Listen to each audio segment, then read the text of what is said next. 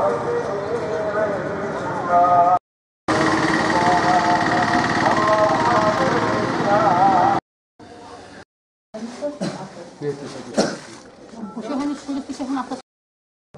सवेरे से अभी तक जो हमारे पास है डॉग बाइट के केसेस आए हैं कुल्लागाम और एडजेसेंट विलेजेस से, ये टोटल आए हैं 21। और अगर इस साल की बात हम करें, अप्रैल से लेकर आज तक हमारे पास 333 पेशेंट्स आज तक आए थे, और उनके साथ जो अगर ये आज के 21 मिलाया जाए तो 354 पेशेंट्स टोटल आए हैं आज तक। और जो आज के 21 पेशेंट्स आए उन सभी का हमने यहीं पर ट्रीटमेंट किया है, ARV भी दिया है और सीरम भी दिया है। दोनों चीज़ें हमारे पास फ्री ऑफ कॉस्ट अवेलेबल थी, किसी को भी कुछ बाहर से खरीदना नहीं पड़ा।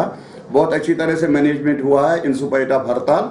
और हमारे पास सिर्फ 2 पेशेंट्स ऐसे थे जिनका हमें रेफर करना पड़ा, क्योंकि उनके पास कुछ टर्शरी केयर रिलेटेड प्रॉब्लम्स थे, तो उनको हमने ट्रांसपोर्ट फ्री दिया है श्रीनगर तक।